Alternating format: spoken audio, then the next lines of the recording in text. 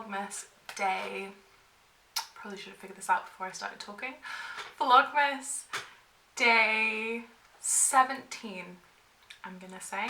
You're watching this on a Friday, but I'm filming on a Wednesday because I have decided to take tomorrow, which is Thursday, off of vlogging. I think I just need a little bit of a break. I've got a lot of stuff going on because I'm travelling home for Christmas on Friday, when you'll be watching this, and I'd really like to pick up vlogging then so that I can kind of vlog my trip back. I'm staying at like a nice hotel on the way down, and I just think that would be nice, but I think I need a bit of a vlogging break before then. So I'm pre-filming a bit of content, more so than I usually do, 2 days ahead of time pre-filming. And I thought I would talk a bit about the books that I want to read before the end of the year. Now, I track my reading on an app called The Storygraph, which just, you can't see that at all, but trust me, it's an app that tracks my reading, and according to The Storygraph, I'm currently reading 8 books. Now, what The Storygraph doesn't know is that I'm actually reading quite a few more books than that at the moment. I have quite a lot of books that I've begun and not finished, and something I like to do before the end of the year is just take stock of the books that I have almost finished and kind of look at them and think, okay, could I like push on through to the end before the end of the year. Now this year I've written a list of kind of my priorities for the rest of the month. So it's currently the 15th of December, so I have like 15 days, like 2 weeks left. 2 weeks I could get like a fair amount of reading done. But I've only picked kind of 4 books that I want to prioritize, and one of them I have not even started yet, and it's a little bit of a cheat because it's actually 2 books that I want to choose between. Actually, 2 of them I haven't started yet, including the 2 that I have to, it'll make sense as I go along. But basically I'm not putting as much pressure on myself to like finish the books that I've already started, because if I don't want to read them right now, that's fine. But I have picked some that I would like to finish, and I just thought I'd just talk you through them and tell you the books that I'm taking with me through to the end of this year and kind of into the early bits of next year.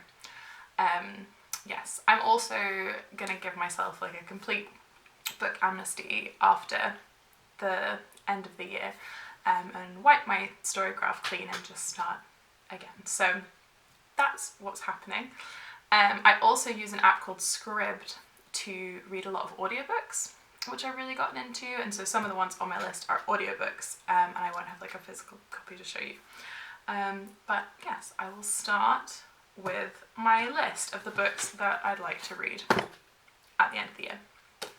The first book I have on my list is this book, which is called Wintering by Catherine May.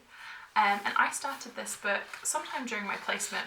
I think I started it just at the beginning of November, maybe a little later. Nah, I'd had it for a while. I'd like seen it floating around, especially last year, because it's a lot about like rest and being indoors and that sort of thing. So it really took off last year, and is unfortunately just as relevant this year. So I've really been enjoying this. If you're following the vlogs, you'll know that I've been reading, I've been trying to read more like neurodiverse kids literature, and this book, the author of this book, is also autistic. It's not a huge factor or like feature in the book. I think she just mentions it kind of up front, but yeah, it's nice to add this to my list of neurodiverse authors. I haven't really said what the book is about. It's about, it kind of follows through the months of the winter, and it talks about how to retreat and rest and like use those times well, or sometimes perhaps the challenges of those times, and she talks a little bit about her own life, her own experience, and then also talks about like other people's experiences and what happens in other cultures, like for example places where they're in like the Arctic North, where they have like dark days for a really long time, and I'm pretty close to finishing. So I've read this much and I just have this much left. So I've just begun February, and I think she has a February section and then a March section, and then it's over. So this is one that I think I could finish perhaps in the next few days, possibly before I go. So this is the first one on my list that I would like to finish. Another book that I had that isn't on my list of ones that I want to finish because I think it's too similar to that one and I don't want to be like working on them at the same time, but I've been reading this for ages. Like I think I started it genuinely in like 2020. I've just been a really slow read, and this is called Names for the Sea by Sarah Moss. I love Sarah Moss, she's one of my favourite novelists, and this is her memoir about living in Iceland. So it's a lot of the same kind of things about like winter and living in places where it's dark a lot of the year and that sort of thing. And I am really enjoying it, but I'm not quite, I've still got 200 pages to go on this one, so I think it's not going to get finished, and it's a lot denser.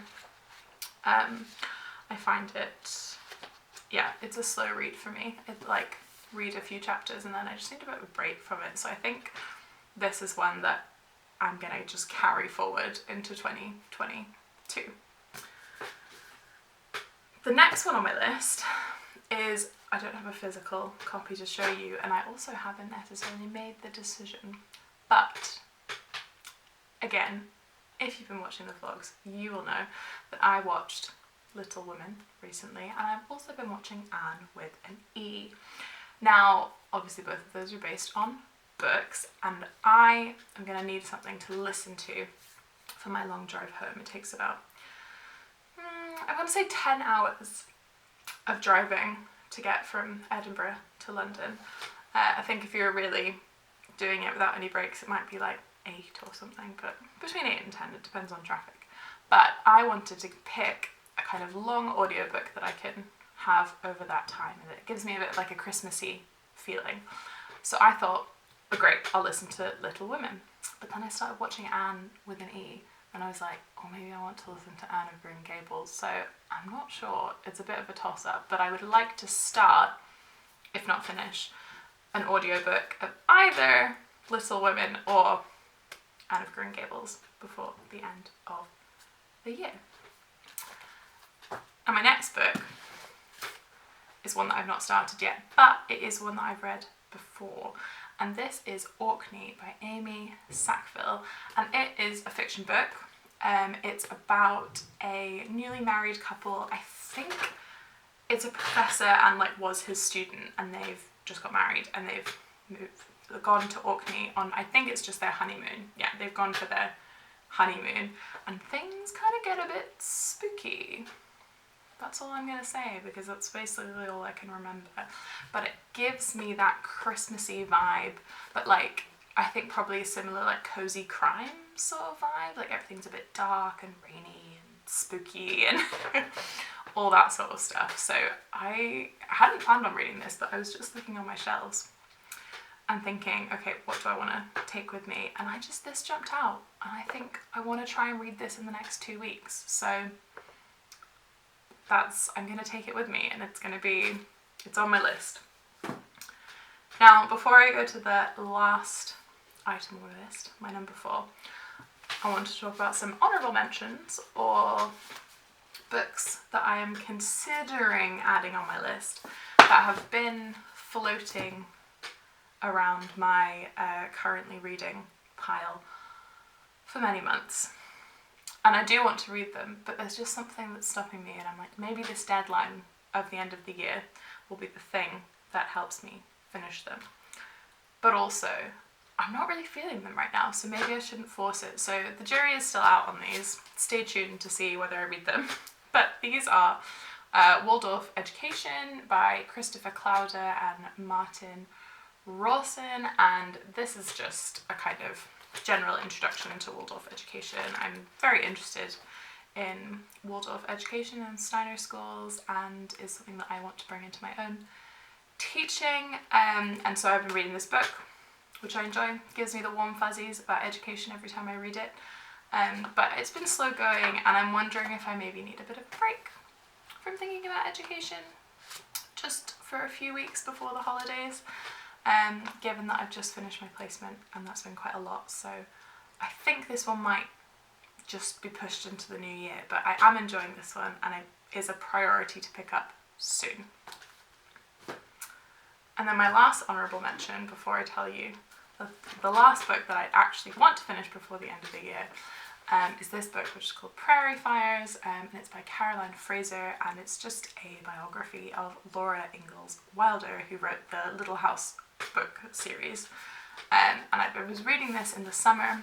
I was reading it kind of slowly. It's pretty dense, like the text is quite small and close together, and it's all a lot of like information stuff. But it's very well written, it's very readable. And I'm about 200 pages into it, and it is, I think, like 500 pages. So I don't think I'd be able to finish this before the end of the year, but I did consider adding it to my list, just to like give me the push that I need to pick it back up again. But I think, again, this is not one for the end of the year, but I think it will be a priority come January.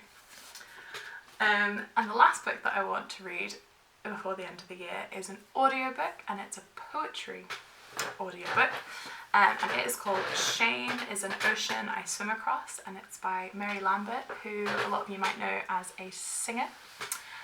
She's also a poet and a podcaster.